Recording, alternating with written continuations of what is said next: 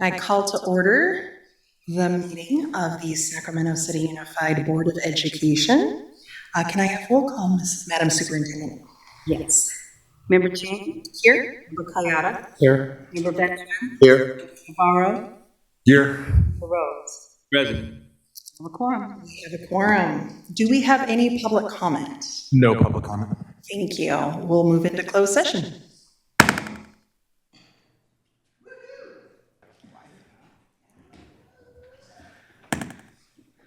All right, I call back to order our meeting of the Sac City School Board on Thursday, August 7th.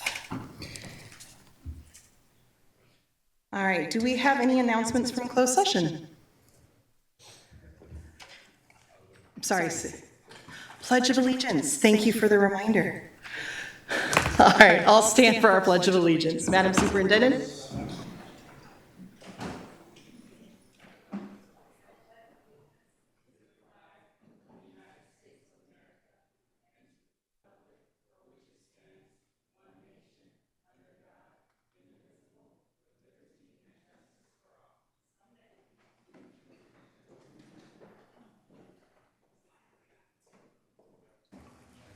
All right.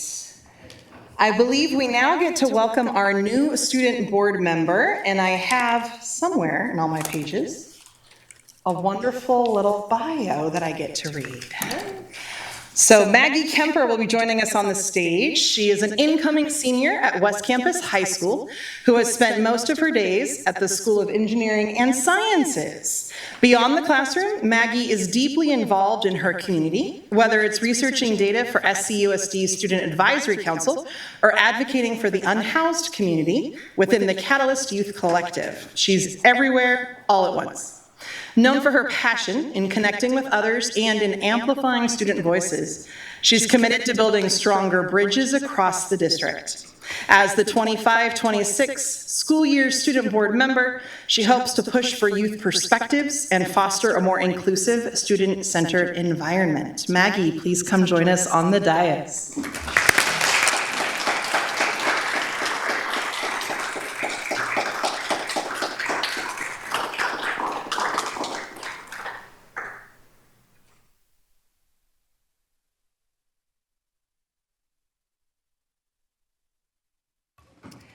And we're going to put you to work right away. If you can read aloud this statement for us. Got you. This meeting of the Sacramento City Unified School District is recorded. The recording will be cablecast on Metro Cable Channel 14, the local government affairs channel on the Comcast and DirecTV Uverse cable systems. The recording will also be closed captioned and video streamed at metro14live.saccounty.gov. Today's meeting replays Monday, August 11th at 12 p.m. and Thursday, August 14th at 6 p.m. on Metro Cable Channel 14. Once posted, the recording of this meeting can be viewed on demand at youtube.com/MetroCable14. We welcome all members of the audience to address the board. Please complete a speaker form, which are located at the back of the room, and give them to our communications representative, along with any handout you have for the board prior to the conclusion of the item's presentation. Please speak into the microphone when addressing the board and state your name for the record. Please limit comments during public comment to items that are not on the agenda. If you do comment on an item that is on the agenda, we ask that you please defer your comments until your item comes up on the agenda. Please also either turn off your cell phones or place them on silent mode. Thank you. Thank you very much. Oh, there we go. Thank you very much. All right, and now, do we have any announcements of what took place in closed session? We do, Vice President Jean. There are two announcements coming out of closed session this evening. First, the board approved a settlement agreement related to OAH case number 2025-030917 by a vote of 6-0 with President Singh absent. And the second announcement will come from your superintendent. Thank you. I am pleased to announce that the board approved the following appointment. By a vote of 6-0 with board member Singh absent, the board approved the appointment of Patricia Carrillo as principal at Woodbine Elementary School.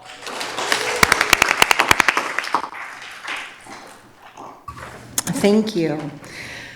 All right, I will take a motion to adopt our agenda.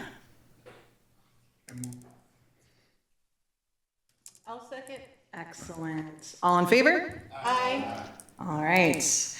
We'll move on to public comment. Do we have any public comment this evening? We do. We have 4 speakers for public comments. Actually, 5. Do we have Kelly Charest? Is she here? Kelly has 3 cards, and I assume 1 for herself, so that would be 4. Is that correct? Yes? No? Yes? Okay. So 8 minutes for Kelly, and then we also have Katie Jelks, followed by Terrence Gladney.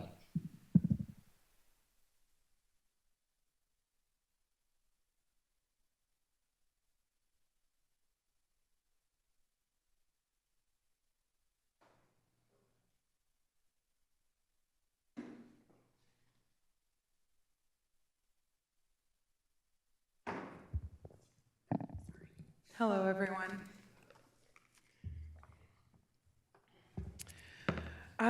So I'm here with Monica Harvey, and we just wanted to talk about a couple of items that have something that we've been dealing in terms of the staffing crisis surrounding speech therapists for our district, as well as some recruitment efforts that have been made. I'm excited to announce that we are starting the year with 8 new SLPs directly working for the district, which is very exciting. We had 3, I think 2 last year, and so a total of 10 in the last 2 years. I don't know of any other year, at least in the 5 years that I've been with the district, that we've brought in that many, 5 of which are new graduates. And unfortunately, with degree conferrals and other things that are happening at the university level, with staffing shortages happening then, they have not been given a start date yet. And we are really hopeful that they'd be able to start the school year at their new sites so that not only the site admin knows that, hey, you know, we are staffed, we are trying to staff the schools, especially our MTSS proof of concept sites. And so that is just something that we've kind of been running into, but not for lack of effort. The 2 of us have been really working hard to try and get as many of those positions filled, as well as our union. That's our first question. We didn't see any of those names on the personnel transactions for this school board meeting. Some of them were interviewed in the spring. We wanted to know why there's no one on the personnel transactions.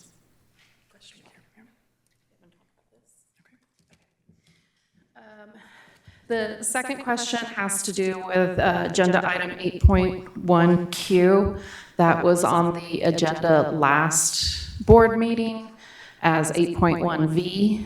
It was on the consent agenda for the last board meeting in June 26th, and so I was wondering why it is now on today's.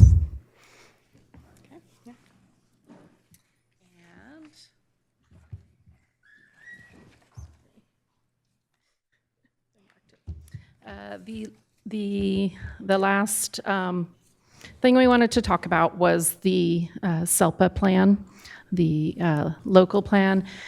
And on page E4 of 14 in the annual plan, there's a question that says, is the SELPA's average SLP caseload greater than 55?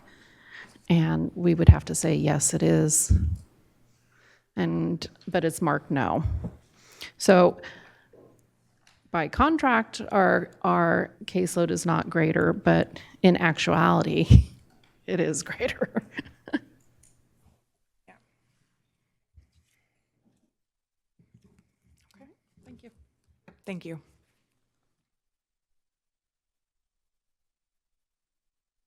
Next speaker, Katie Jelks, and then Terrence Gladney. Good Good afternoon, members of the board and Superintendent Allen. My name is Katie Giles, and I'm one of the principals at PS7 Elementary School, and I just wanted to take a moment to express my deep gratitude and excitement on behalf of our school community as we opened the doors to our brand new campus yesterday. It was truly a special moment seeing the joy and awe of the faces of both the scholars and the families as they stepped into our brand new campus. It was honestly something I will never forget being there for 8 years.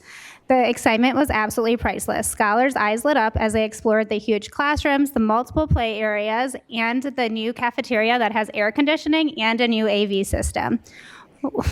Yes, snaps for air conditioning. One parent said to me this morning, "It feels like Christmas," and it really does. The energy of a new school year combined with the magic of a brand new space is something you can feel all over campus. But this new campus is more than just a beautiful building. It represents a fresh start, a promise of opportunity, and a powerful investment in the future of our children. So thank you to everyone who made this possible. Your support is already having a meaningful impact, and we're just getting started. Thank you.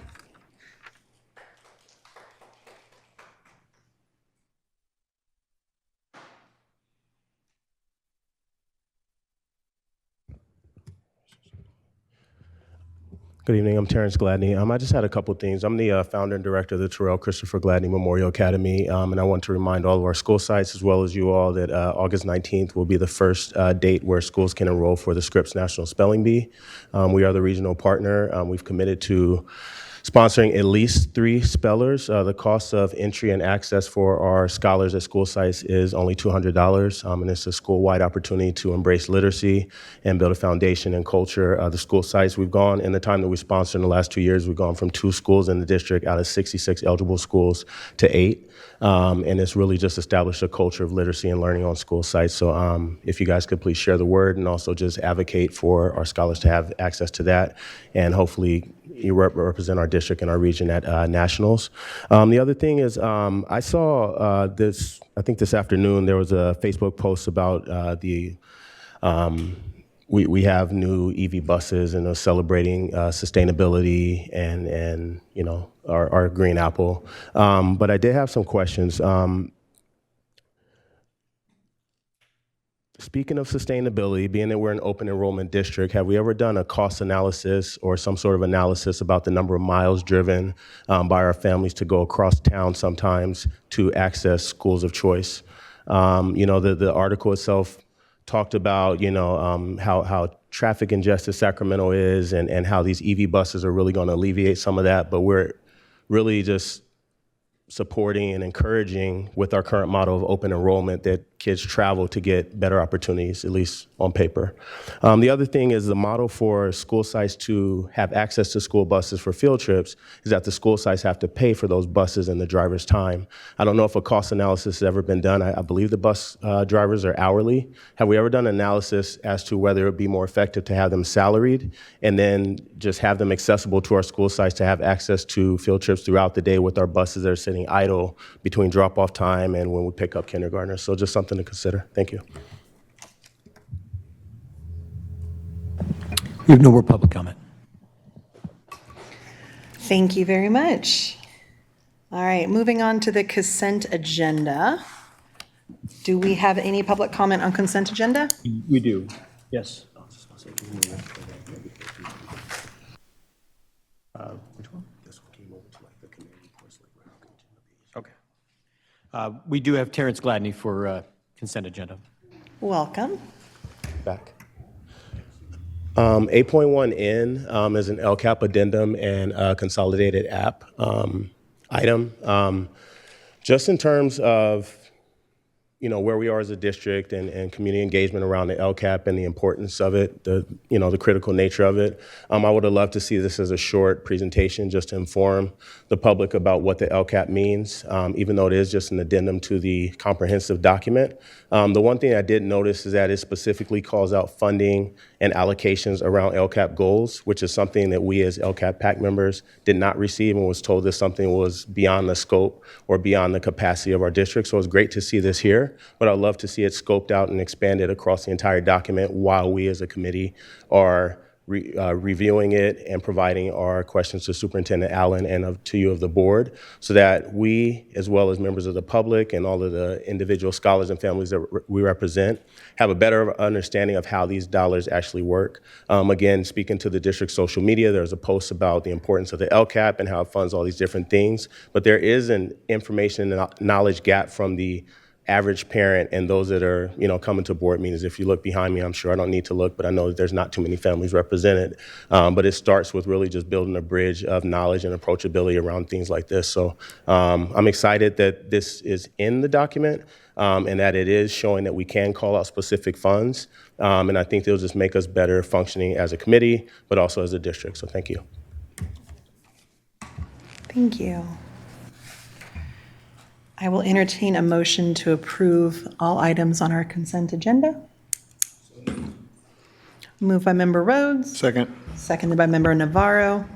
Student preferential vote. Thank you. Roll call vote. Member Jean? Aye. Member Kayada? Aye. Member Benjamin? Aye. Member Navarro? Aye. Member Rhodes? Aye. Member Ibarra? Aye. All right, thank you very much. Moving on to 9.1, employee organization reports. We actually do have a public comment on communications. Oh, excellent. Terrence? Right? For which one?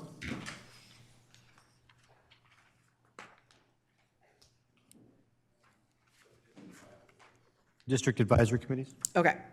I will call you up after we have our employee organization reports. Sac City Teachers Association.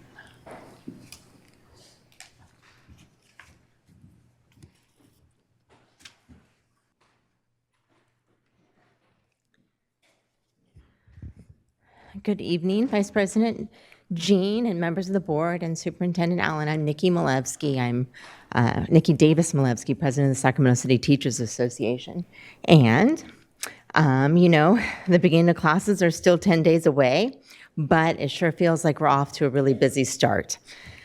Just yesterday, we kicked off a training for several of the 10 MTSS school sites, and we worked through the staffing allocations and assignments for social workers throughout the district. Meanwhile, throughout the summer, teachers were working with administrators to create hiring panels to ensure that our schools are filled with credentialed teachers for our students as soon as school starts. So we were excited to say that Tiffany Smith-Simmons informed us that we'll be welcoming nearly 200 new educators to the new educator orientation on the 11th. So feel free to come by here at the Cerno Center, starting at 10. Starting at 9 will be the kickoff, and then SCTA will be providing lunch for the teachers at 1. So feel free to come by and hang out and say hi to the new teachers. In addition, we've been working with the academic office to make sure that the 3 pre-service days are as productive as possible.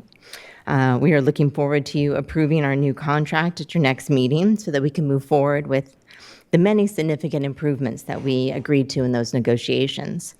Tonight, before you, once again, is the MOU with St. Hope Public Schools. And we appreciate the recommendation of district staff to include language in the MOU that would require St. Hope to bargain in good faith with its collective bargaining representatives. As you know, SCTA has represented educators at St. Hope since 2017 and have yet to have a cooperative enough leadership at St. Hope to achieve a collective bargaining agreement, and it is long, long overdue. To give you more of an update on that, I am very proud to introduce our newly elected second vice president of the SCTA, Vanessa Kudebeck. She is a teacher at Phoebe Hurst Elementary, and she's been working with St. Hope educators over the last year, and she's a former St. Hope teacher herself. So Vanessa, I turn over to you. Good evening, board members, Superintendent Allen. As part of my role as the second vice president of SCTA, I am proud to represent the dedicated, hardworking teachers of St. Hope Public Schools. St. Hope holds a special place in my story as a teacher because back in 2018, when I first moved to Sacramento, St. Hope was the first school that I chose to work at before I came to SCUSD. I was a strong believer in their mission and was excited about the possibilities. I was so engaged and enthusiastic, I even chose to send my son to their middle school, whom many of you know as a New Tech charter school graduate of SUSD, class of 2025. However, like many of my colleagues at the time, I became greatly concerned about the working conditions that teachers were facing, as well as the educational conditions that students were encountering, and I decided to become active in the union. Like many St. Hope teachers that came before and after me, I finally decided to leave and took a position at a higher paying district where I would receive more support. 8 years later, here I am again working with educators at St. Hope, and they still don't have a contract. Throughout the years, there have been a lot of words spoken by the leaders of St. Hope about change, about collaborating, about supporting teachers, about transparency, even about making St. Hope teachers the highest paid educators in the region. But actions speak louder than words. Last year, we came extremely close to completing contract negotiations with then Superintendent Lisa Ruda, who had a bold and optimistic vision for St. Hope.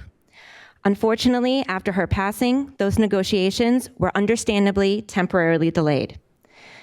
But rather than pick up where Lisa Ruda left things, when St. Hope began to re-engage a few short weeks ago, they unlawfully regressed, refusing to honor at least 9 signed tentative agreements that parties had already signed off on. We hope that this backtracking will cease before we need to take additional legal action. St. Hope now has new leadership at the helm. We have an opportunity to finalize the contract and ensure St. Hope becomes a place where teachers stay and thrive. School has already started for St. Hope teachers, and today I had my first SCTA meeting with the high school and middle school teachers. I will be meeting with the elementary school teachers tomorrow. In collaboration with the St. Hope educators, we created the following petition, which so far was signed by 25 educators, which represents almost 75% of middle and high school teachers. I'm going to give that to you.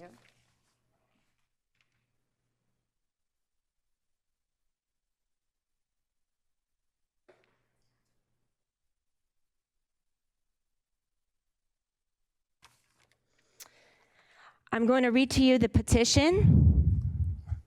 It's titled, "We're United at St. Hope Public Schools to Win a Fair Contract." Whereas St. Hope Public Schools has an extremely high turnover rate, and the average teacher at St. Hope has only been working there for 1.1 years. And whereas teachers at St. Hope work more, almost 500 hours more a year than SUSD teachers, and yet are compensated at a much lower rate. And whereas the majority of teachers at St. Hope are still in the process of obtaining their credential and need more support, and whereas St. Hope teachers are extremely dedicated, hardworking, and believe their students deserve the highest quality of education possible, which includes having appropriate access to curriculum, materials, and a highly trained educator. Be it resolved that St. Hope Public School teachers state their overwhelming support for a fair and equitable contract. In particular, we ask St. Hope to adhere to the tentative agreements that St. Hope has already agreed to in the proposed contract. Support a 5% across-the-board raise for all teachers, ending pay raises contingent on evaluations. Just as a side note, in the evaluation rubric, there are many things, including one item that requires teachers to raise money for St. Hope. So their proposal would tie that type of evaluation to their salary. Provide financial support for educators who are in the process of obtaining their credentials. Ensure that all educators have access to curriculum, materials, including technology. Ensure that teachers have the opportunity to become permanent employees after 2 years and are no longer subject to at-will employment. And finally, to bargain in good faith with St. Hope bargaining team so that educators may secure a fair contract as soon as possible. We have an opportunity to put St. Hope on a constructive path going forward, but that opportunity comes with the need to put guardrails in place. Negotiating an enforceable contract with SCTA is one guardrail. The ability for the district to provide the appropriate oversight, transparency, and accountability is a guardrail. Having that oversight, transparency, and accountability in a strong MOU between the district and St. Hope is a guardrail, and a necessary one at that. Thank you for your time.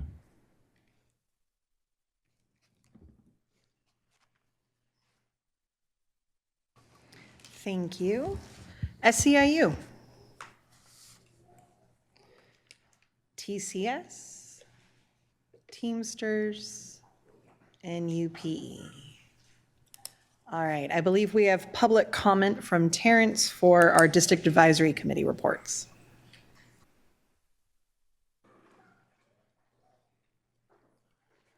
Welcome back. Thank you.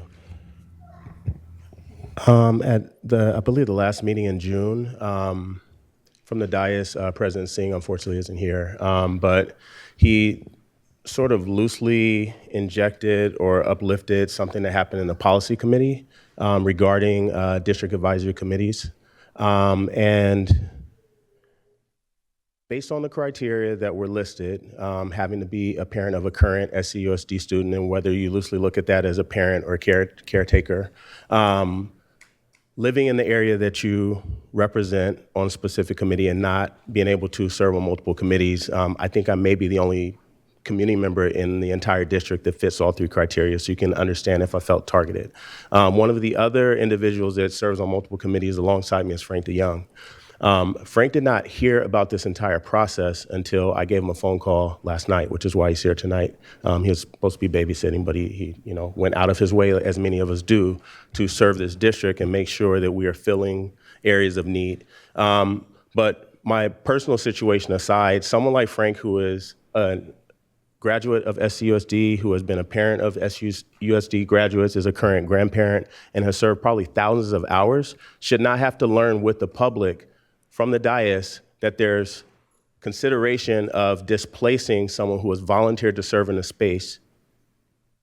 When I think about what was uplifted, I ask, I guess, what was the process to come to those criteria for giving people additional voices? When I made my public comment later that meeting, I indicated that on the LCAP PAC, for example, which I'm a member of, we've been operating at 50% capacity. So displacing any of us, including Frank and myself, would mean that we or they would not have a quorum to do business. And the LCAP is foundational to us having budgetary options. I asked, in addition to what that process looked like, are there minutes from the policy committee? Because my understanding is that that decision was also made known to some board members at the dais. So as we're talking about having better governance and transparency, I think that that is critical. At least you guys could be transparent amongst each other. When I looked at the Facebook post that was subsequent to that meeting, that was supposed to be this, widespread, reach out to people to serve, there were 6 likes and 5 shares in a district of almost 40,000 people. The other thing is, again, like the criteria of having to live in the area that you represent. Those are trustee-appointed representation positions. We're in a district with open enrollment. Your criteria means that a parent could potentially represent a committee or a trustee area where they don't even have kids that go to school. So as I said at the meeting, it seems a little bit out of line and out of turn to not come to people that's affected, and again, myself being one that fits all three, just to have a conversation, but also attend as liaisons to learn a little bit more about the way it works.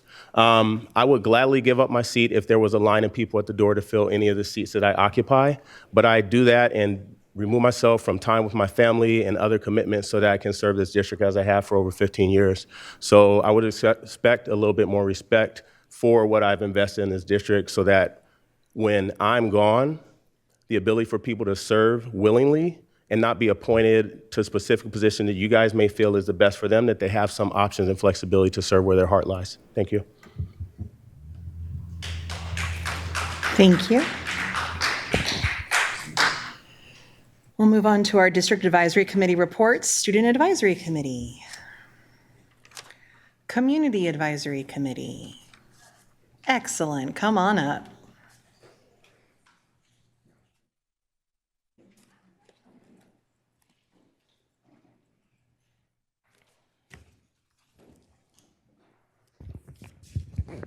Hello, how are you? Hi. Welcome back to school. Hope Good you had a afternoon, great everyone. summer. So I'm Darlene Bird. I'm your chair for Community Advisory Committee this year and last year. We just wanted to give you some information on what we're planning on doing, how our year looks, what our focus is, and how you can be of assistance to us and how we can be of assistance to you. My name is Charles Bolden. I serve as the vice chair for the last 2 years. In addition to what the wonderful Val said, we also want to continue to invite you all to show up to our events and to just inform you of what we're doing this year. And like you said, how you can be of service to not only us, but to the families that we serve. So our focus this year, as always, is parent engagement, but we've added district collaboration to that. We also are focused on membership recruitment and retention. Also inclusive practices. So that would include the things that we have done and that we're including in what we plan on doing this year is the holiday mixer, of course, which was really, really great last year. We had over 250 families show up. So we are looking to move from this location somewhere else. So we are welcoming any board members who would like to sponsor us at a different location, a nice gym. Then we have our Act Sped event that we did in February, but we are moving it up to October because we feel like families need to ask questions sooner, they need to answer sooner, they need to be addressed as soon as possible so that we can, keep the communication going. So the Act Sped event will be happening in October. Then we will be making sure that we have our different workshops. We have office hours during our meeting. Right before our meeting, we have 5 to 6 o'clock with SELPA, so parent concerns can be addressed and parents can speak to someone one-on-one.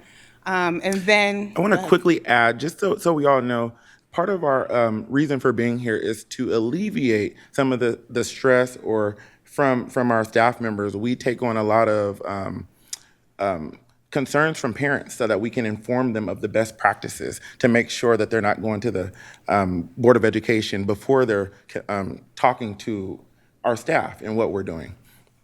Yes.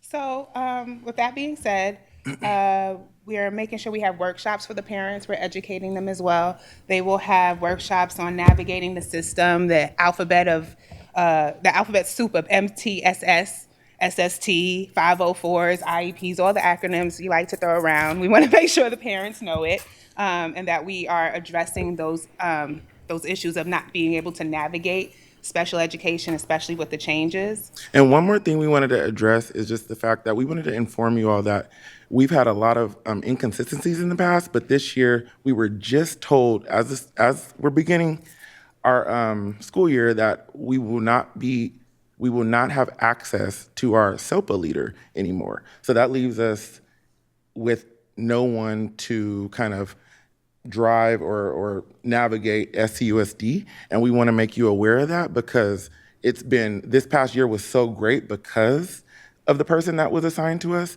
And without them, we're not sure where we're going to go with that. So we ask that you really look into that to provide us with that service, that person to serve in that role as we navigate the school system. So I see our time is up, but we invite you to our meetings. We do have a new flyer. It does have all of the calendar dates on there so that you can attend and hear some of the parents and make your voices heard as well on some of the things that you know of. We are really importantly not trying to gatekeep. We're trying to let people know of the resources that are available to them here at Sac City. And I think that's where a lot of parents get frustrated. And I think that it would be helpful to see your faces there or for you to show up at least to one meeting per year. That would be great. Not Taylor. Well, Taylor's always there. Can you remind us who represents this CAC on your board? April, we have not seen you yet. No, at all. But we're okay with switch arounds too. Yeah. So, Well, we want everybody. You said. Thank you. Excuse me? Sorry. Do you have flyers for it? We do. Thank you, Ms. Well, thank you. We hope to see you this year.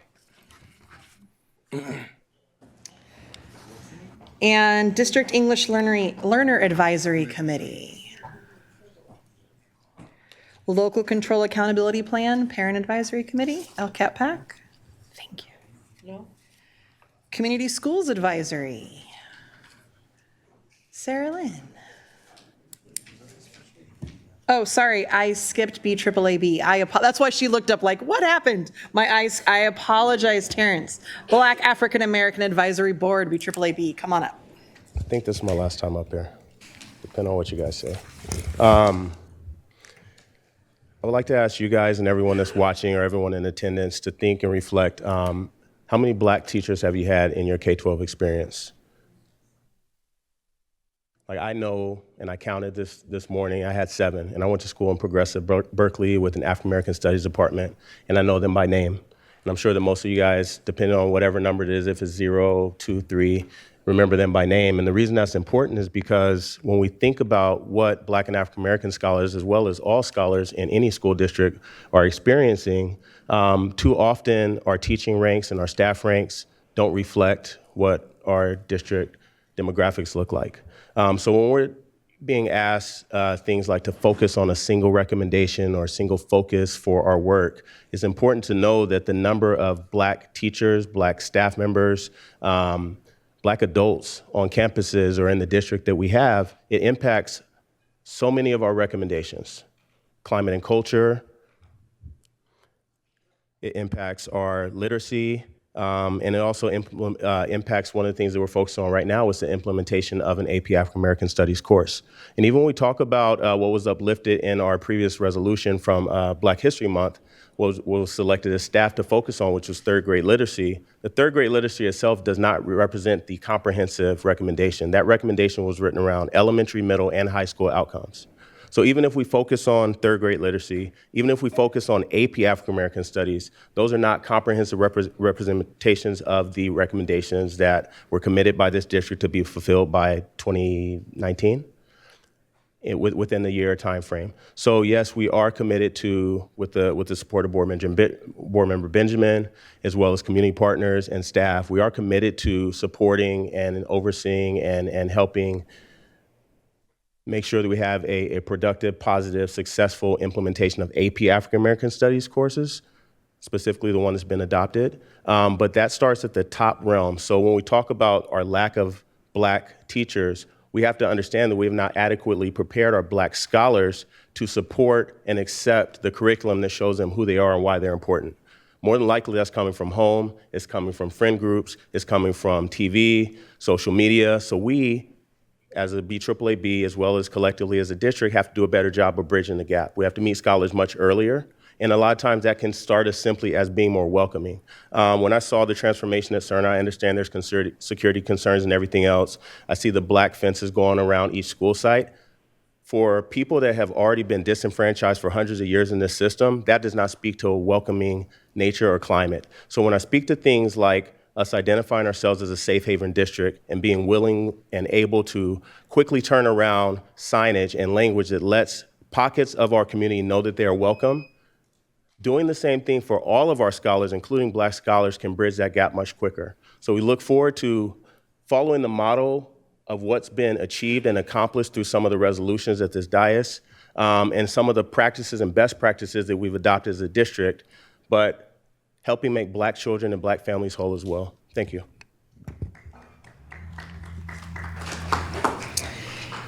Now, Community Schools Advisory Committee.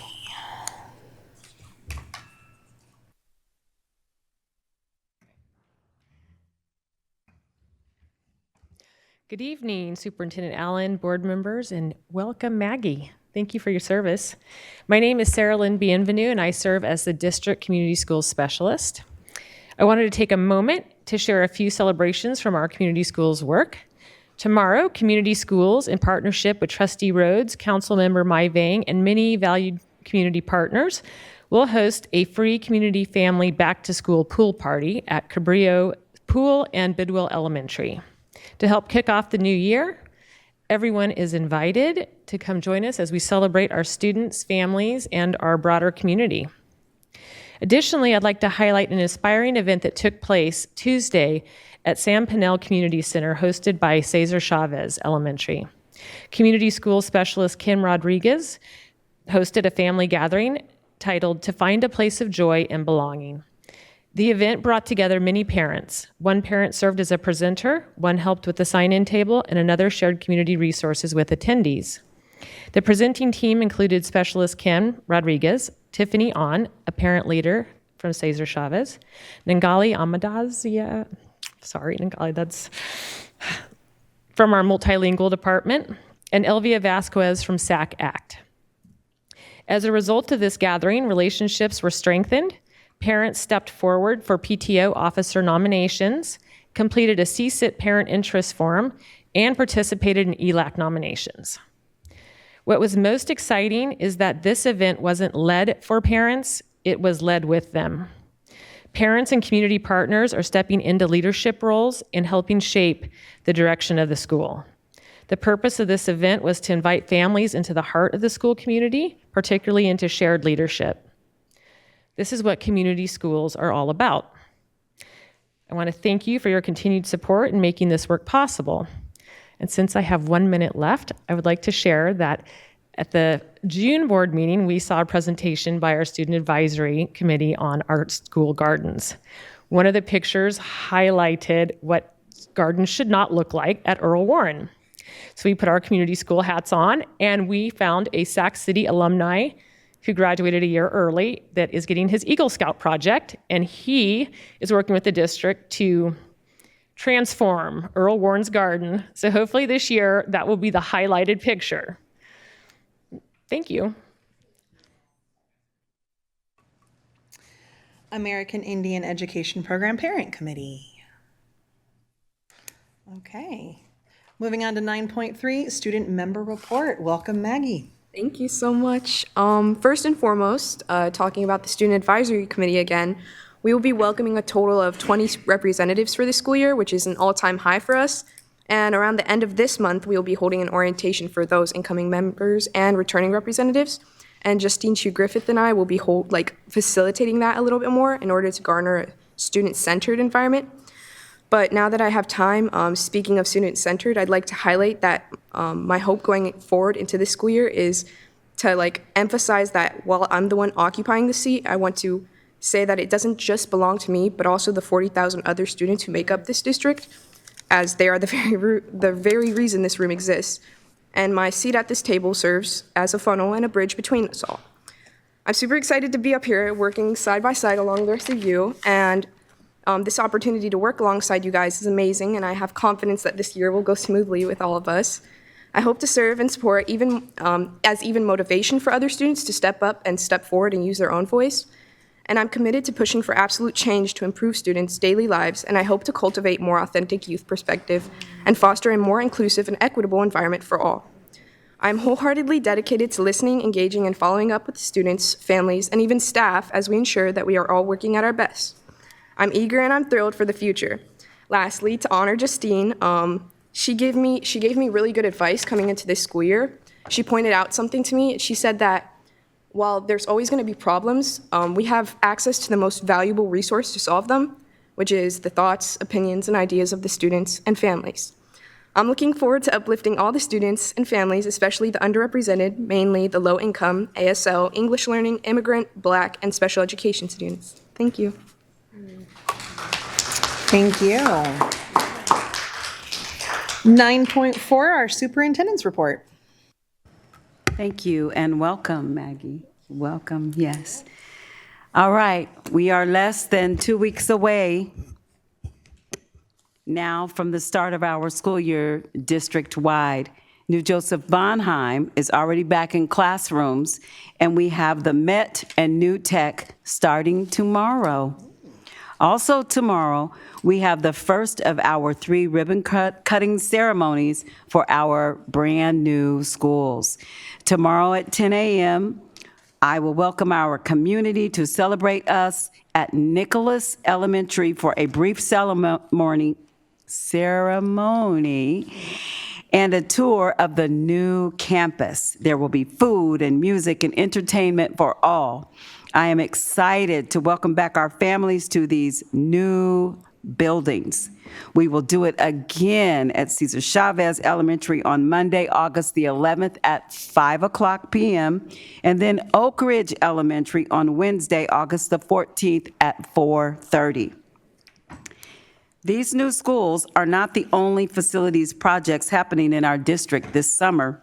And I want to highlight a few big improvements that our families will see when they return this year.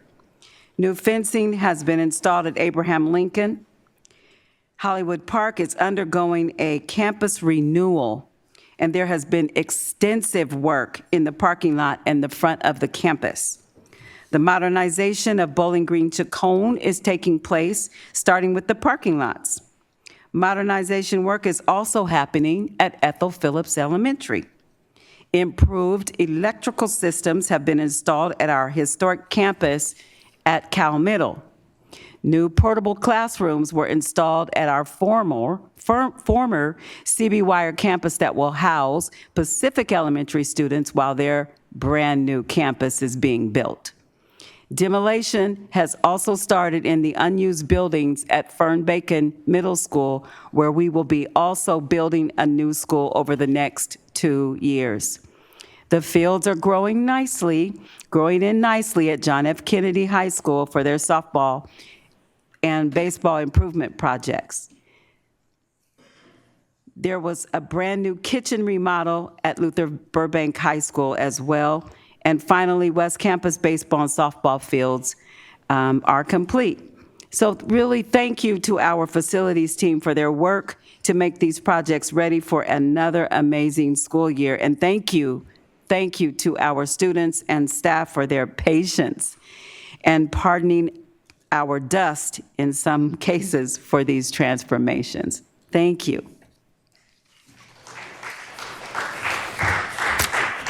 Thank you very much. For 9.5 President's Report, I do have 2 things to mention. First off, welcome back to everybody. The new school year starts in a couple of weeks, and I know some people are beginning to get excited about that, and others are enjoying their last moments before they come back. And I want to give a shout out to all of the educators who have been working hard all summer. I hope you've gotten some downtime and taking care of yourself and your family and whatnot. But we're also excited to have you come back for a new school year. And we know that you're going to bring your passion and your vision and your readiness to do that for the betterment of our students and their education. The second main thing I want to talk about is just kind of an update on our board committees. So as Terrence mentioned, we are trying to ensure that our board committees are thriving spaces with clear understanding of why they exist and what their work is. Of all of our district advisory committees, there are 3 specifically that have board appointed seats, and many of those had not been appointed in years and their seats had been expired and lack of clarity. So we were trying to clarify what we were expecting in those committee appointments. And I do apologize if the policy committee's conversation came off as a surprise. That was not our intent.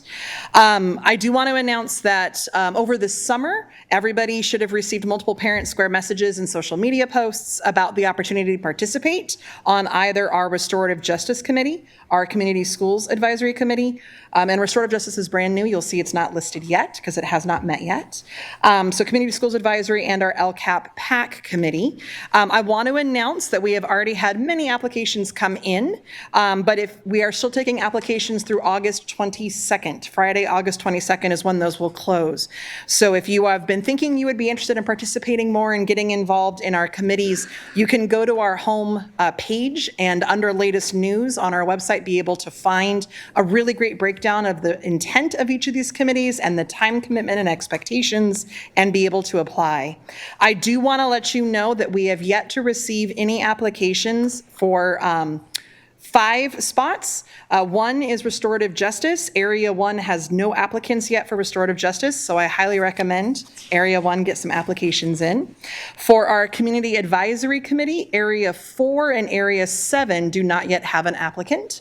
So for those of you in those areas, you may want to reach out and encourage people to apply for our Community Schools Advisory. And for LCAP PAC, Areas 5 and Area 7 have yet to receive any applications. So board members, if you want to reach out, you can. I believe we received an email to send a robocall if you want. You can reach out to your contacts and see if we can make sure that we have an application for every single one of our spots.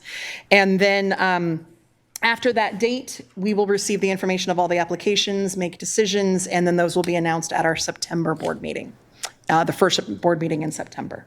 Okay, and I will follow up with all of you with an email for all of that, so you know what's happening. And I think that concludes my vice president's report. Moving on to 9.6, information sharing by board members. Does anyone have anything they'd like to share? Member Navarro. So I just want to say welcome back to school. 2025, 2026 school year is going to be great.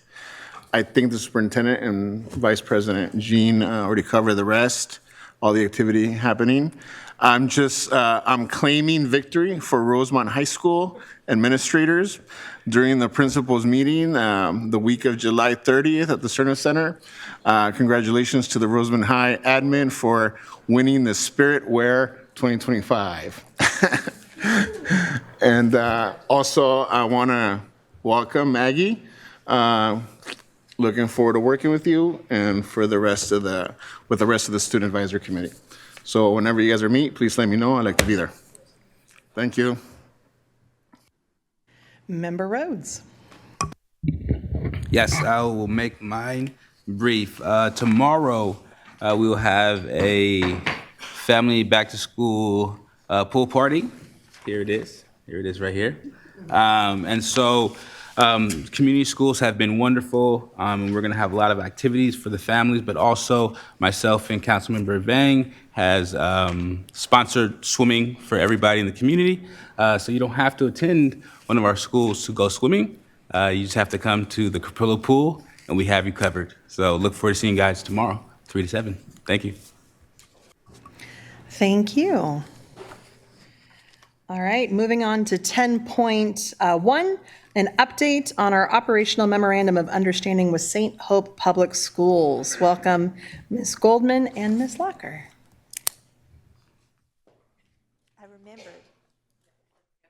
Okay, I gotta make this a little lower. Where are you? Oh, there you are. Okay, hi. I know, sorry. All right, let's see, does it work? Yes, okay. Go back. All right. Okay, hello everybody. Happy August, happy almost back to school. Ms.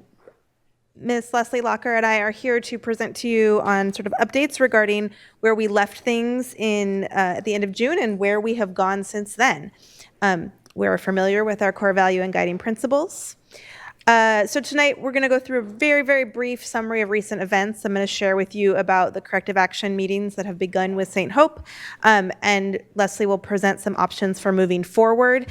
Bunch of acronyms because there's a lot of players in this game, and so that's here for you to refer to. I think the new player in the mix that I want to call out is where it says CI at the bottom is Charter Impact.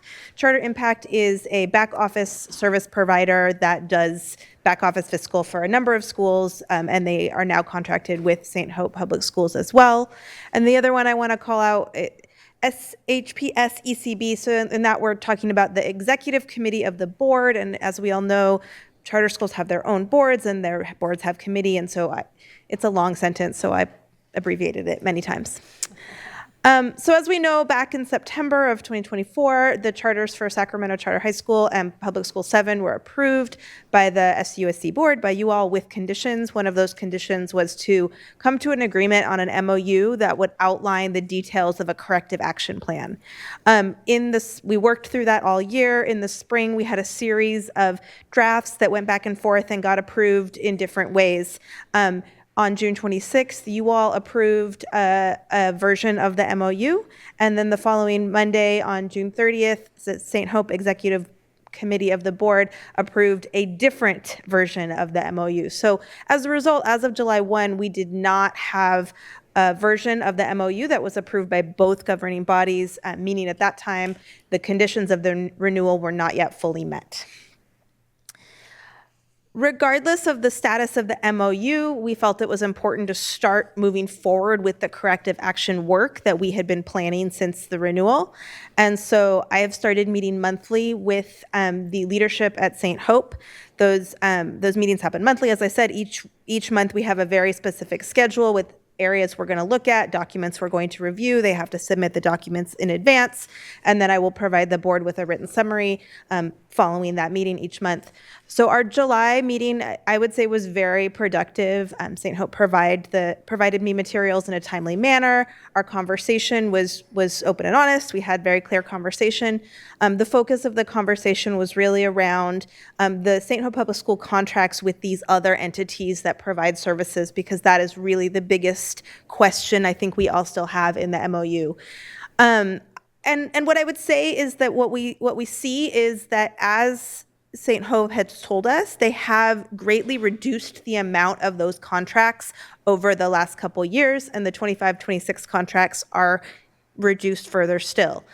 We are awaiting documents from St. Hope Academy and St. Hope Development Company, because St. Hope Public Schools doesn't necessarily have those to give to us.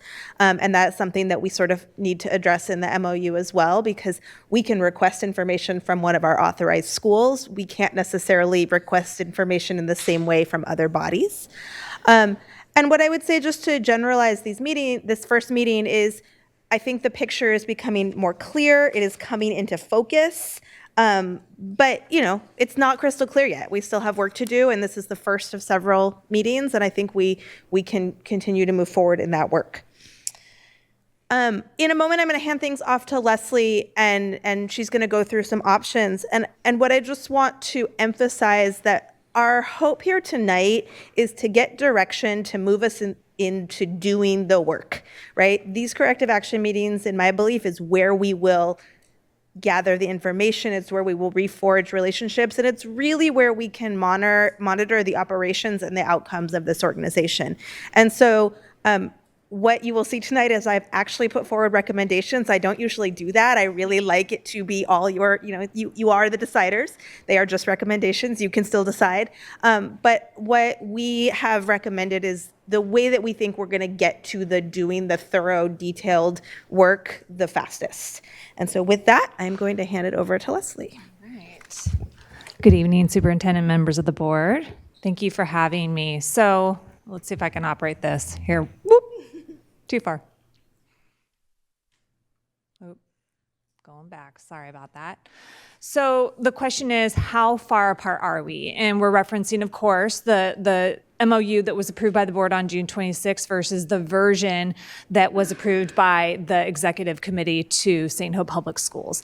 And the answer is, we're not that far apart. However, there is one big nagging issue, and then a few smaller issues that we feel we need to get to.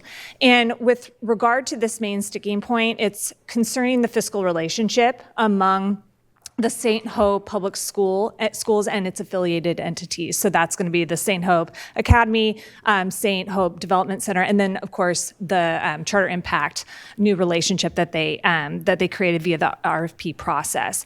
And so really, we're looking at those details. We have provided for you in your board packet a comparison chart that is going to really show the distinctions between the two sets of language that were proposed in the version that the board approved versus the version that was approved by the executive committee, and whether either are spaces that the board feels comfortable in terms of the language, or if we want to go back to the drawing board and try to further work through those details.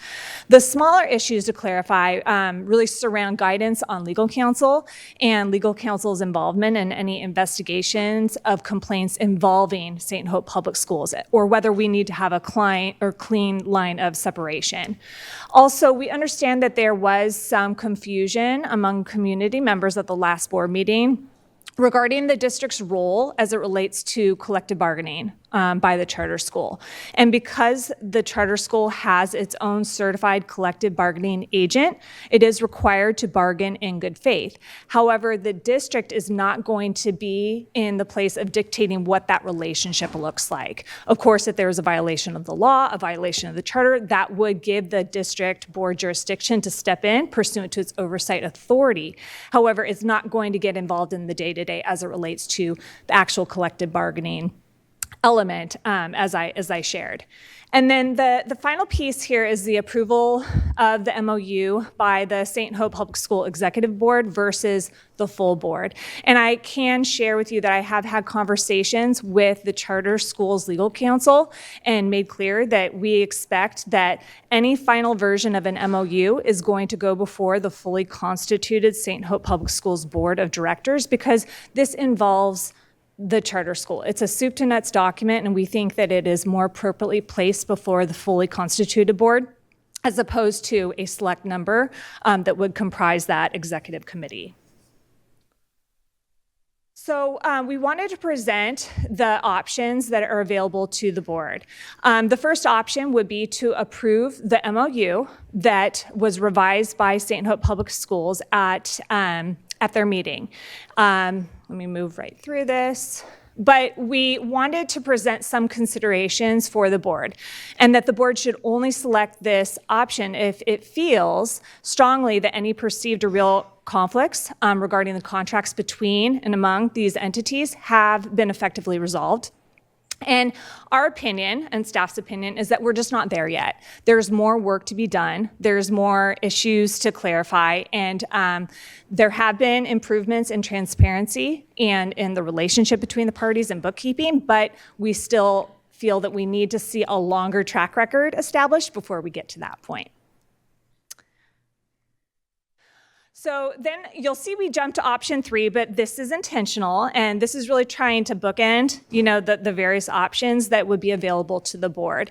And the option 3 is the take it or leave it. This is where we say, nope, the version that was approved by the district's board on June 26th is the version that stands. And this is the version that the board should select if it feels that the parties cannot find a middle ground. If there's no more language that it feels that it is mutually agreeable between the parties that can be worked out through another version or iteration of the MOU. And again, I have had conversations with counsel for St. Hope Public Schools, and it is apparent to me that that is not the intention, that they are willing to come back to the table to work out some additional language. And I think it is important to underscore that if the board were to go this direction, it's not going to get the corrective work done.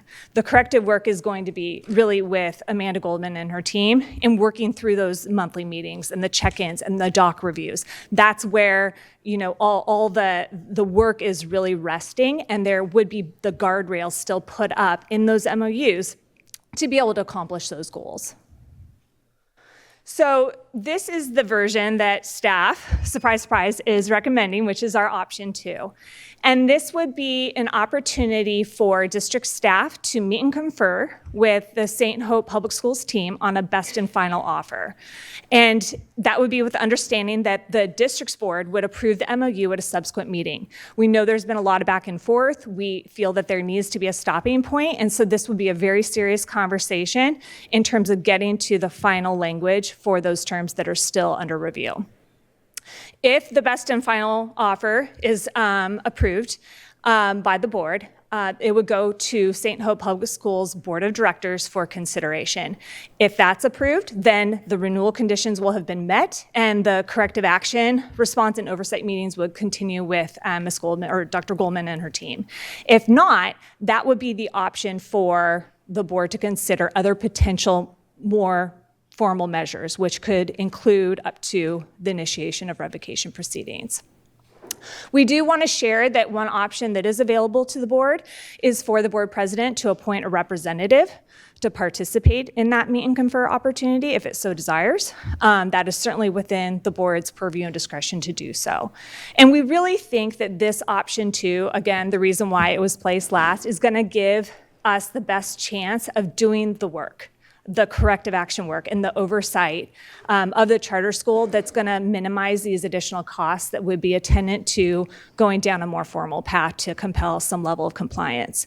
And I do want to underscore lastly that this is still keeping the options on the table. So if for some reason this option 2 were unsuccessful, we still have the board approved version that went forward on the 26th. for consideration, we still had the version that St. Hope Public Schools Executive Committee approved as well. And that could be something that is discussed at the next meeting. And the next slide is just providing a side-by-side of the three options for your reference. And I'm going to turn it back over to Amanda for some final remarks because I've clearly exceeded my time. I'm just going to say thank you in advance for processing all of this information, and we welcome your questions and comments. Thank you very much. Do we have any public comment? We do have one speaker. We have Alicia Ferguson Parsons.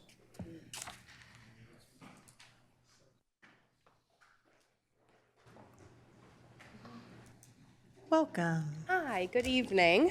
Good evening, SUSD board members, Superintendent Allen. I'm going to make sure this goes a little higher.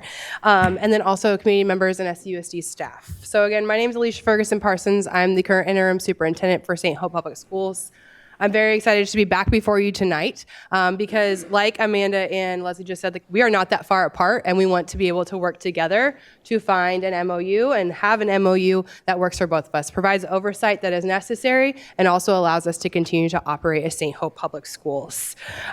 We actually also just started school yesterday, so it's been very exciting. We were able to welcome kids back and honestly, it was just a great day all the way around. We had a welcoming tunnel for our high schoolers as well as our brand new campus for our elementary school, and it went off without a hitch. So we're very, very excited for where we are going this year and the work that we are able to do and continue to do with all of you.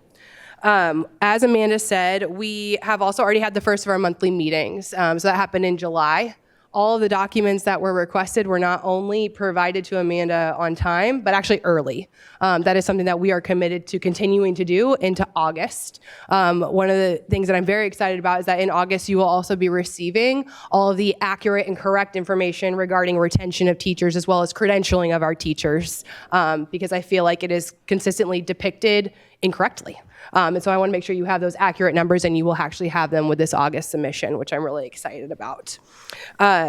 Finally, one really exciting thing, we have our own ribbon cutting. I know everyone else talked about ribbon cutting. I've actually already emailed all of you, and thank you, Member Kayada, for already RSVPing. But we are having our ribbon cutting of the PS7 Elementary Campus on August 27th, so Wednesday at 9 a.m., and we'd love to have you. So please come join us. You're welcome on our campuses anytime at all, whether you'd like to tour, just hang out, get some information, see our kids and our staff in action. We would love to have you. We want to collaborate with you. We are very close. Let's get it over the finish line so we can focus on our kids. Thank you. Thank you. Any board comment, board discussion?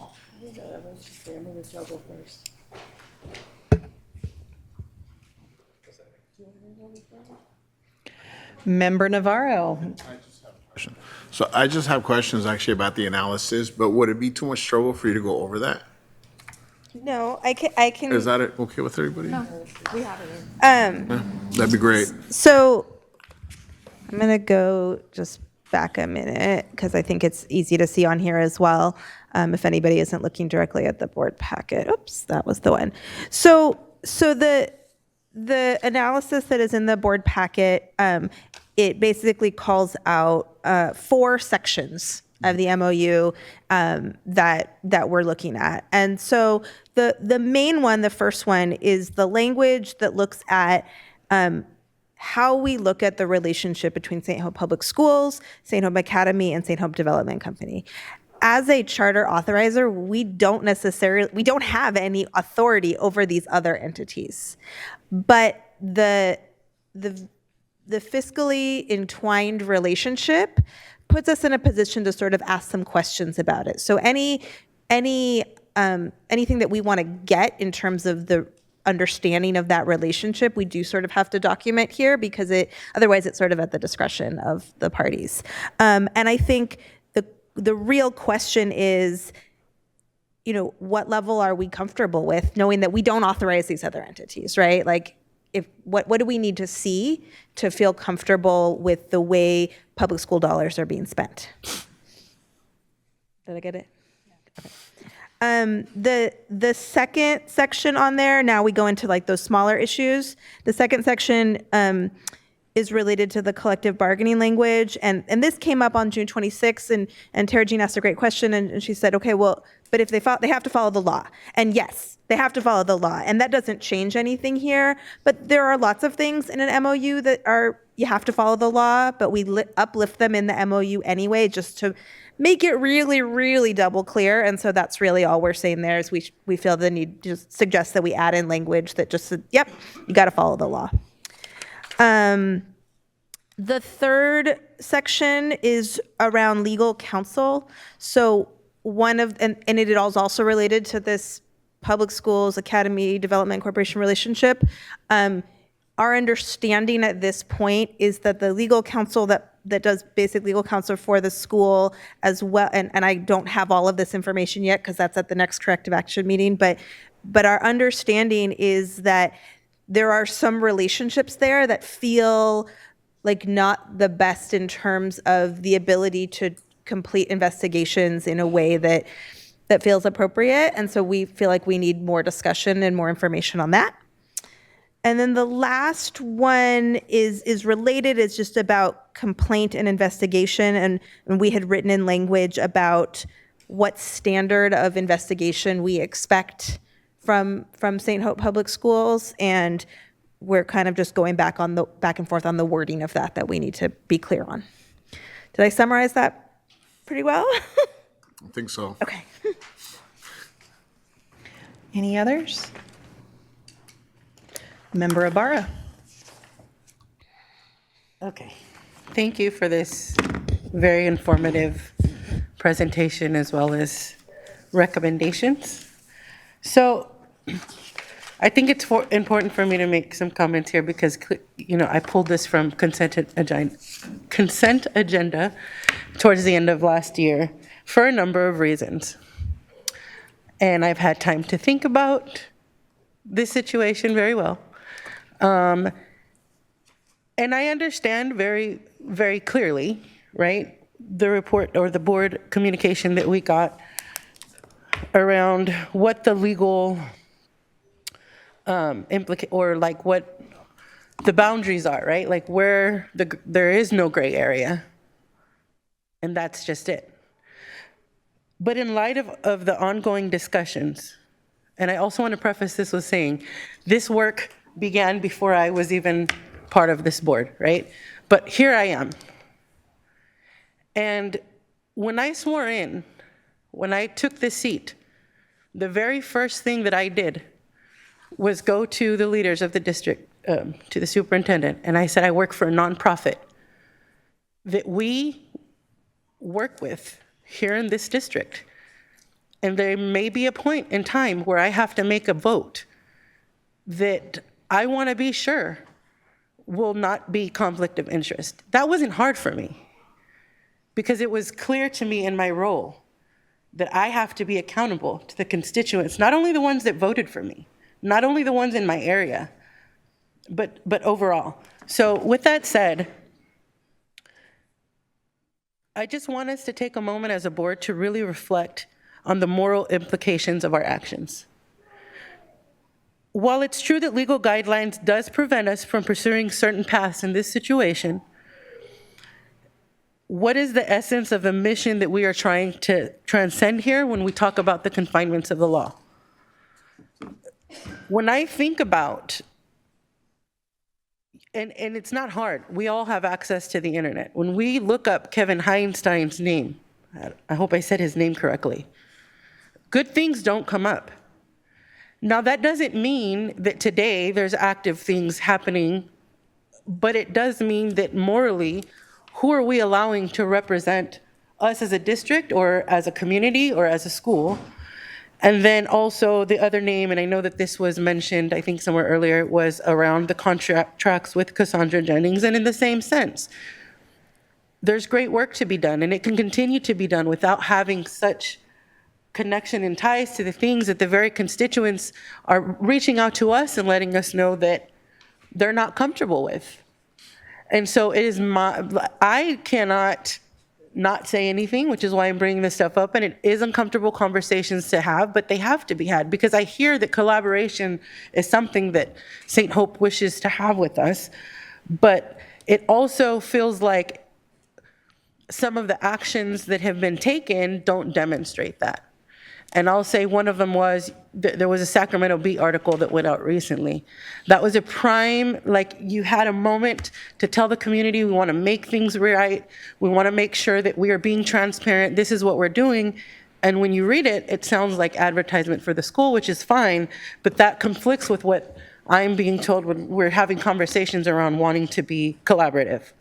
So to me, it's fundamentally important that we act in accordance with what is also morally right, even in the absence of legal counsel. Our commitment to ethical principles should guide our decision-making, and it should always steer our actions. And therefore, I ask the leaders here on the board and also those at St. Hope, what is the message that we truly are trying to communicate to the community at large? Because really, this is just about transparency and accountability. Every decision that we make, every course of action that we pursue is sending a message.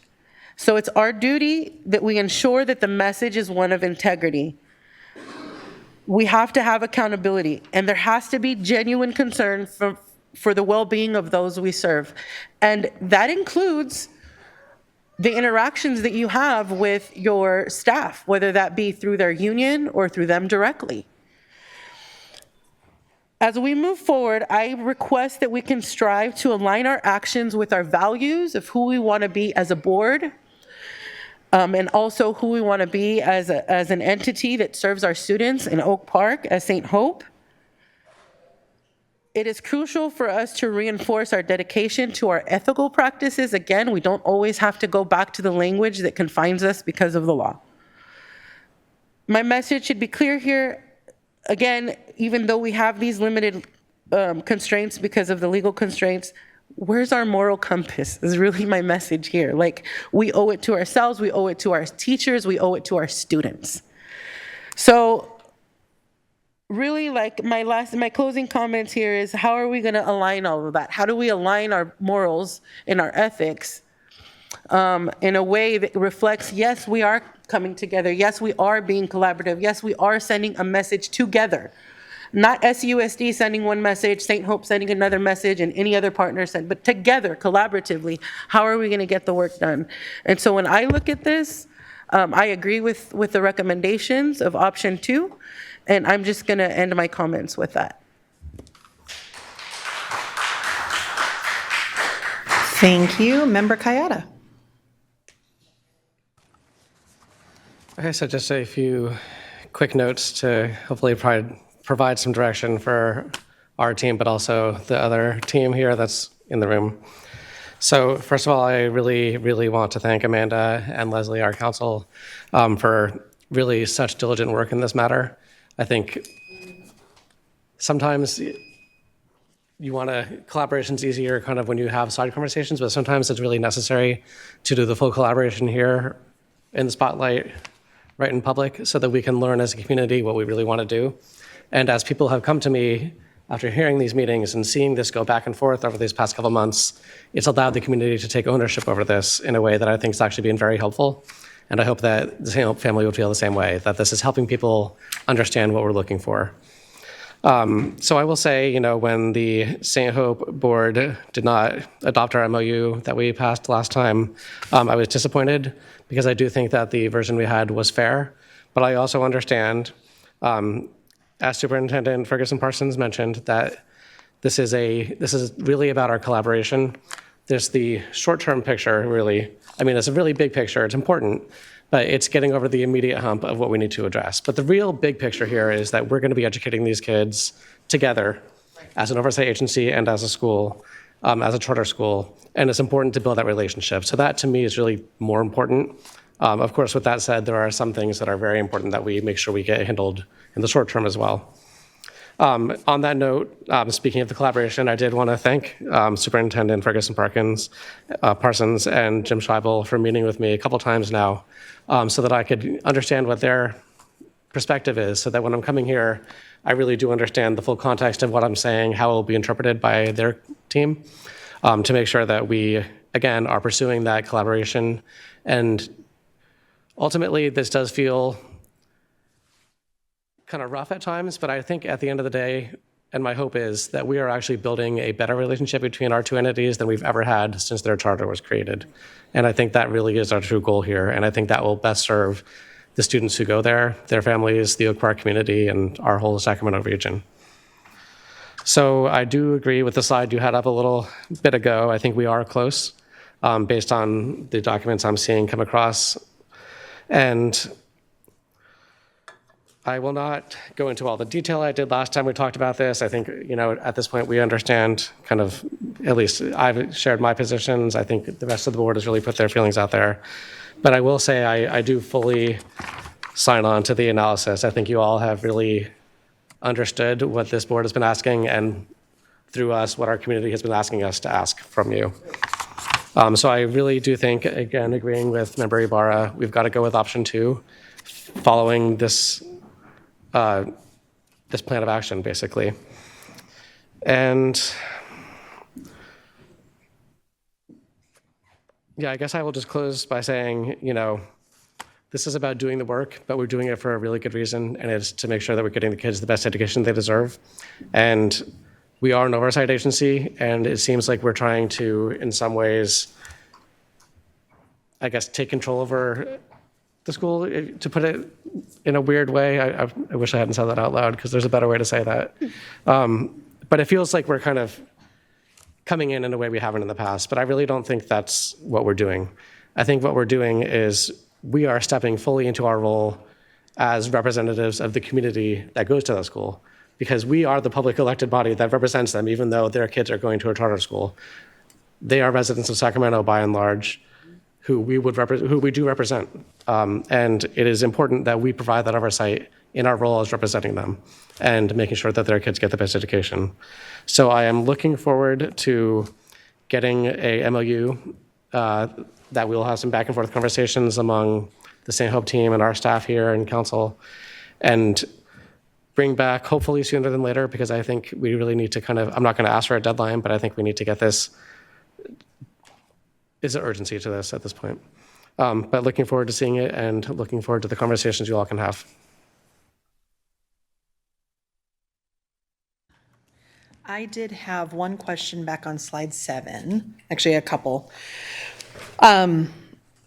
So looking at the 3 questions there, how much do we dictate about the relationships when it comes to the fiscal considerations?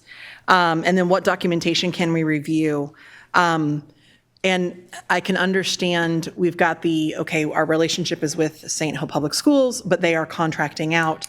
And in my mind, any documentation that any education institution is required to make public then should be public to us. So that's just a no-brainer in my mind. And then as we get through the MOU and figure out how do we best oversee to ensure that the fiscal choices and actions and behaviors are really in line with their charter and with the requirements of law without the conflict of interest is super important. So I appreciated that you're asking that question, and wanted to say, in my mind, the no-brainer is if it's meant to be public, then it's meant to be public, and there should be no between the two. Thank you for the clarifications on the bargaining in good faith and exactly what those lines are. Especially since we're working with SCTA in both of those, wanting that clarification. I really appreciated that, our focus is the violation of law or charter. So wanting to make sure that the charter that we've already agreed to, but the MOU that's coming into place, how do we make sure that those are super clear to all of us? The one actual question I had is the last bullet point here on approval by the executive committee of the board or the full board. Does the executive committee have to meet in public, or are their meetings private? Do we know? They're public. Okay. They have to follow the Brown Act as well. They have to follow the Brown Act as well. Okay. And so basically what we would be asking is the full board needs to oversee it because it's a commitment of everything. But then if executive committee is having conversation, they would be required to follow the same documentation of agenda and minutes, and that we would have access to those would be made public, just so that there's full transparency in the decision-making process. Okay, great. And then yes, I do believe the full board I know we have a lot of conversations about decision-making amongst 7 of us, and it's important that the full board be a part of decision-making. So I think that is all I had to say. Could I just speak to one point Please do. regarding what can be addressed through oversight versus what needs to be called out in the MOU? So I think it goes without saying that anything that the authorizer is legally allowed to do doesn't have to necessarily be articulated in the MOU. The MOU, as I shared before, is that two-way street. It makes it very clear what the relationship is of the parties, operationally, administratively, et cetera. Districts, as chartering authorities, have the right to make reasonable inquiries of the charter school, especially as it relates to their fiscal condition. And the charter school has to respond. And so not only do they have to comply with, for example, the Public Records Act, they also have to respond to reasonable inquiries of the district to the extent that that is within the purview of the board as the oversight agency. So it's almost like a heightened access to records beyond what the Public Records Act would otherwise require, if that's helpful. Thank you. That's why at first I was like anything public, and then I went, but there's heightened, right? Because we have a special working relationship. Like, for example, as the oversight agency, you would have a legitimate educational interest in the students attending the charter school. So for purposes of FERPA, while maybe a member of the public wouldn't have access to certain information because of potential privacy rights, the district may. Okay. Thank you for that. I will get right to you. And then I just wanted to emphasize, I think Member Kayada said it too, I really appreciate the summary and the analysis that was provided here, and definitely love that statement of language around collective bargaining, and particularly the EERA and PERB, just to make it very clear that those are expected parts of the bargaining process. And Member Ibarra has a question. I have one more question. How is St. Hope Public Schools Board selected? So the reason I ask this is I know we are voted right into the seat, but like when it comes to, and it doesn't have to be just charter in general, how does that decision? So charter in general, it's going to be whatever's in their bylaws and whatever's in their charter. I do not have all 16 charters memorized, but I'm fairly certain it's by appointment. I got a thumbs up. Okay, yeah. By appointment. All right, if there's no further discussion, I will entertain a motion.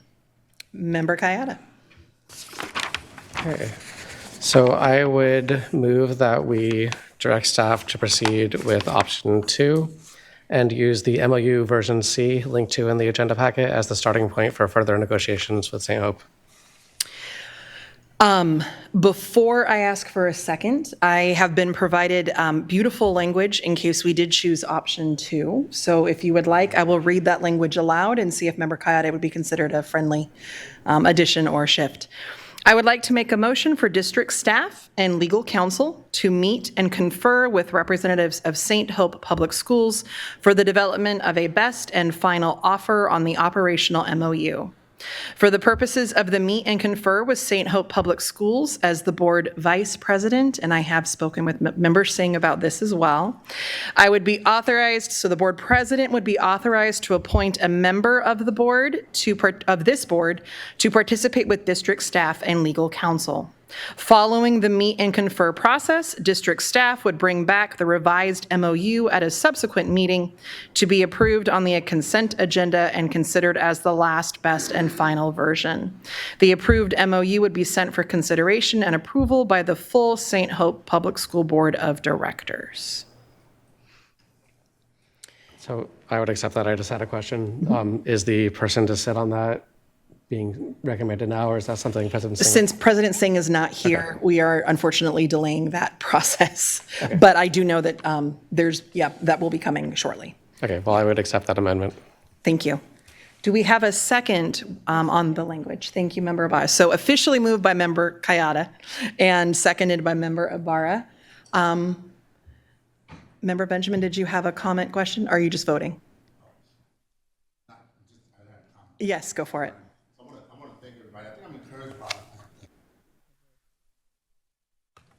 Still new here. We're not far at all. I think this is tough. So I was taught that growth comes through discomfort, right? And sometimes these are discomfort. But I want to say that it's important that we keep the students right? And what the students' needs are in front of all this, right? We talk about muddy waters and gray areas and things of that nature, but I think we all benefit from clarity. And so we want to make sure, I think we, as a board, we vowed, right, to put our kids first and make sure that all our kids are served. And that's why, we made those recommendations to put in those guardrails because, I think the guardrails provide guidance, right? And then we can all speak towards where we're going. And so I'm encouraged by the fact that we're close. So that's all comment on that. Thank you. With that, we'll move to voting, starting with our student preferential. Aye. And our roll call vote, please. Member Jean. Aye. Member Kayada. Aye. Member Benjamin. Aye. Member Navarro. Aye. Member Rhodes. Aye. Member Ibarra. Aye. Thank you all. Moving on to 11.1, public hearing for the SCUSD SELPA local plan, contracts, annual budget plan, and annual service plan.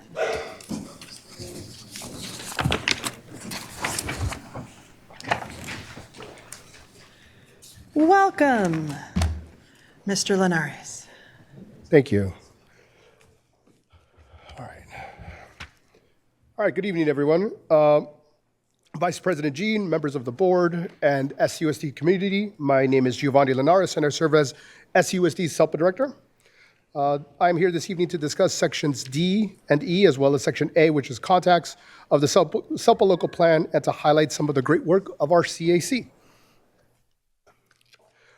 So to start us off, always want to provide some acronym help when it comes to special education in particular. We have lots of acronyms in special education.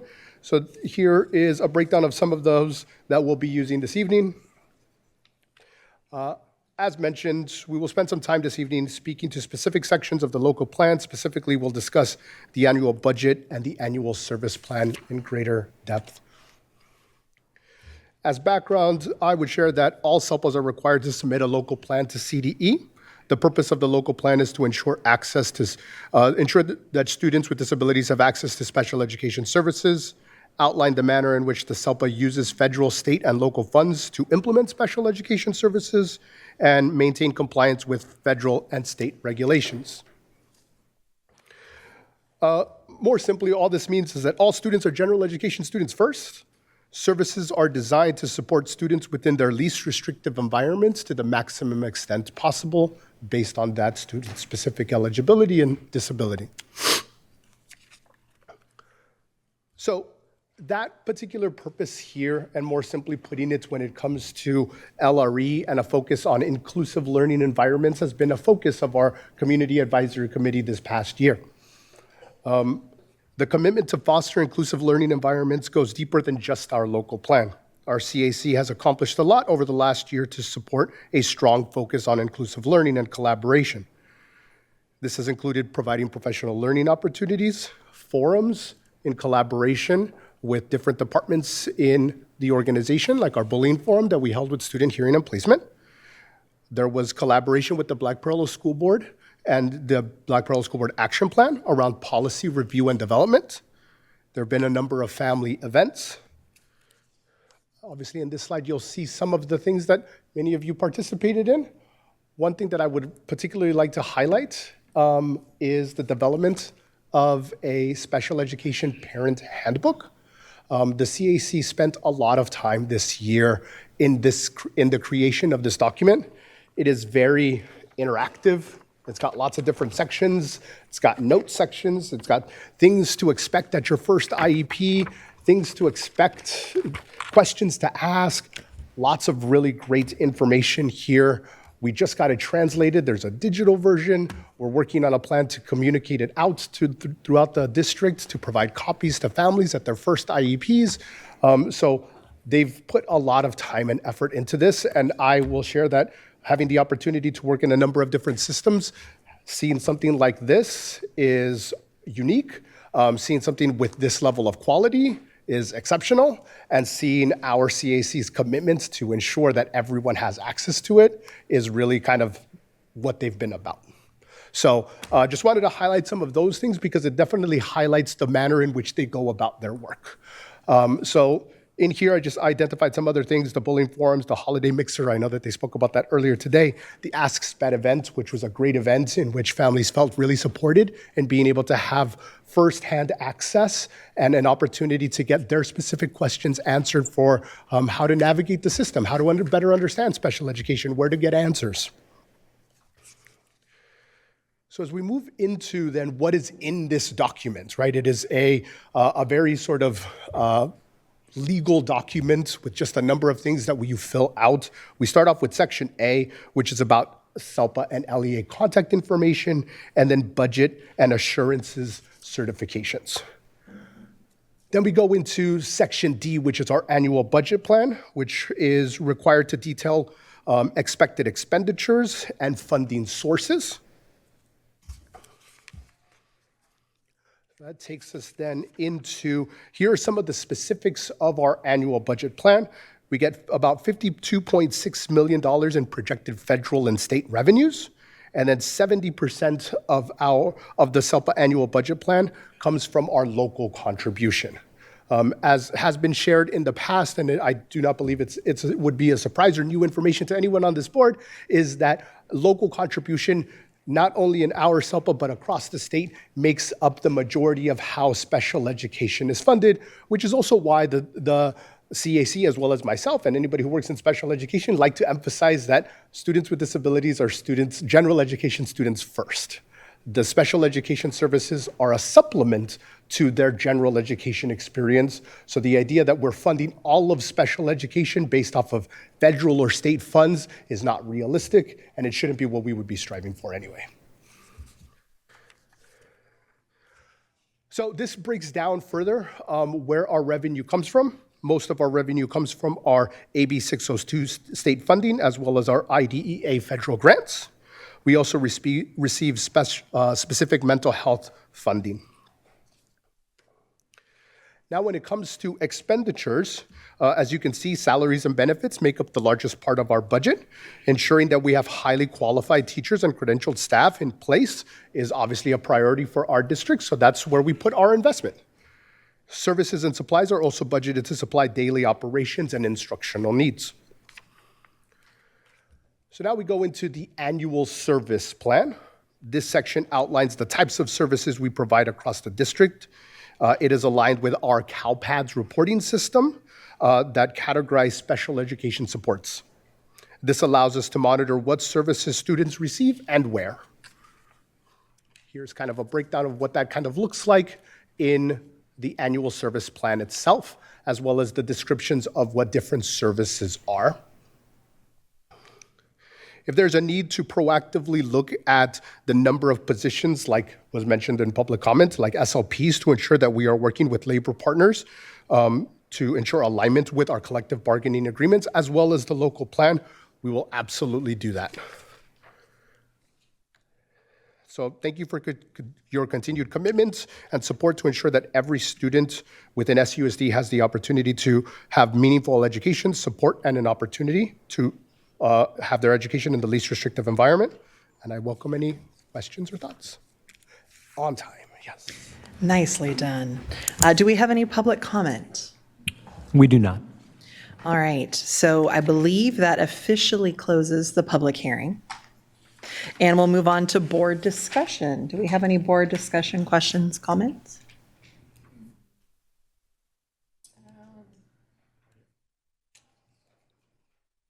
All right. Oh, there you are, sorry. Member Kayada. I wasn't sure. I stopped looking at the screen. I was just looking at you I'm making eye guys. contact.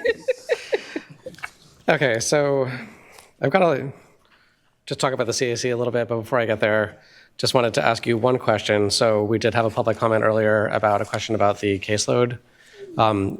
Do you have any information you could provide to us in response to that public comment? I think you were here when she gave it.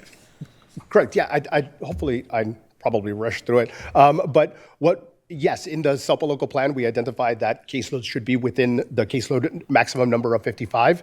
One of the things that I did just even after hearing the public comment was Becky and I are constantly texting throughout the day as we're looking at that, is to say like, hey, do we need to look at numbers? Because obviously it's not only an ed code piece and our local plan piece, but it's also in our collective bargaining agreement. So if we identify that there's a need for us to look at that and look at positions and caseloads, we'll absolutely do that. Okay, yeah, I just wanted to make sure I give a little sunlight to that question, because caseloads do matter, especially in special education. I mean, they matter everywhere in education, but it seems like especially here, we really need to make sure we're giving our instructors and aides the capacity to help our kids. All right, so turning to the CAC, I think I am coming up on my 60th anniversary of being an active participant and/or member of the CAC. So just kind of wanted to highlight some of the questions I have around that part of your presentation. So first and foremost, when the CAC gave their report to us earlier tonight, they talked about kind of a concern about not getting district support. I know that Member Ibarra and I have talked to Ms. Bryant about this, so I was wondering if we could just address that. We are continuing to still fully support the CAC, and I say this as someone who was CAC secretary, as you know, at a time when I also felt unsupported. So I want to make sure that we're not going backwards and that we're on record confirming that. Correct. We're going to fully support the CAC. It may not just be a single person providing support to CAC. That was another thing that Becky and I talked about, was CAC just this week had their planning session for the year. So they came up with different topics for what they want to discuss throughout the year. And so what we've been looking at is, as leaders within the department, who can best support them based off of that topic. If there's a particular topic that I can speak more to or that Becky can speak more to, we'll align our support systems to ensure that we're giving them the maximum amount of support related to that topic, and not necessarily a particular person consistently throughout the year. Okay. And of course, this goes out to anyone on the CAC, whether they're, one of their board members or whether they are a participant. My phone, my email is always open. So if someone feels like they're not getting something handled, we'll make sure we handle that. And so you have that new guide, which looks amazing, and I need to read that because I haven't seen it yet. And we have this one for our site leaders. So I think it would also help to get something for our teachers. I know that's something that we do through training. That's something a little more quick and dirty, and it wouldn't have to be as full as this, but I think that's also another part of that IEP team that often, we think our instructors know everything, but they don't. They also need to learn. And if there's a new disability coming before them, they need to know who to ask, who can they turn to, who's the support they can get. So just that would be something I would think would be nice as well, to make sure that we have everyone who goes to the IEP meeting fully prepared to advocate for the interests of the students that need that support. And then finally, I guess I have kind of a request, and this would be more on the district side and I'm not asking for something from the CAC itself, but from the district who supports the CAC, is the CAC is an amazing place for parents, guardians, community members to learn about disabilities, to walk through their own struggles, to empathize with each other, to express their anger, which is really actually one of the most important parts, and it was for me, to be with people who also feel frustrated. But the name CAC is advisory. And at the end of the day, that's a core component of what they have to do to be a community space. But also, what they're talking about should be coming back to this board. They should be advising us. And I think that that should be a district role to make sure we capture that advice. So if there are trends that we are noting out of the CAC, as Val mentioned, I do go to most of the meetings whenever I can, but I don't think it should be expected that all 7 of us are going to the meetings. We should be able to get the information that they're sharing presented to us, whether that's through a board of communication here and there, or included in the updates when you or Becky come before us for special ed related issues. So that'd be my last ask, but yeah, thank you. All right, I did have one kind of comment I wanted to make and one question, if we want to go back to slide 12. Thank you for the breakdown of where the contributions for special education do come from. 2025 is the 50-year anniversary of the passing of the IDEA bill. And in that passing 50 years ago, the federal government promised that committed that they would provide 40% of that funding And then the states and locals would be asked to make up the additional 60%. I want to emphasize that right now that funding is 6.13%. That is 33 and some change less than they ever promised. I also want to emphasize that about 2-3 years ago, it was at 17%, which is, I believe, the highest it ever was. They never came close to 40%. So I want to emphasize yet again the challenges we face as a board and as a district, that we are required to provide services without being given the resources we need to be able to do that. And I want to give just an incredible shout out to our incredible educators who work so diligently and so hard every day to make sure this happens, regardless of the funding that's coming in or not. And then I appreciated slide 13. I'm just trying to understand the revenue here. The 52 million doesn't line up with anything on slide 12. So I was just trying to figure out how do slide 13 and 12 talk to each other? In slide 12, rows 1 and 2 make up about 52 million. Perfect. Right? And so that breakdown of that 52 million is slide 13. So it's getting more specific as to where the state and federal funding is actually coming from to get to the 52 million, and then we are providing the 124 million and some change above. Yes. Okay. Thank you for that clarification. That's very helpful. Yeah. With that, I will take a motion. Are we approving the SELPA? I will take a motion to approve the SELPA. I'll motion it. Thank you, Member Ibarra. And a second? I can second. Does Member Benjamin want to? I'll second. Awesome. Member Benjamin will second it. Just got to make sure everyone's names are on all the things, right? And with that, I will go to the student preferential vote. Aye. Thank you. And our roll call vote? Member Jean? Aye. Member Kayada? Aye. Member Benjamin? Aye. Member Navarro? Aye. Member Rhodes? Aye. And Member Ibarra? Aye. Thank you so much. All right. Give me a second because I closed my agenda and I know we have a couple more things. Oh, we have received information. Woohoo! Our next meeting is September 4th right here, 5 p.m. closed, 6 p.m. open, and then September 18th. Welcome back all, and we'll see you next month.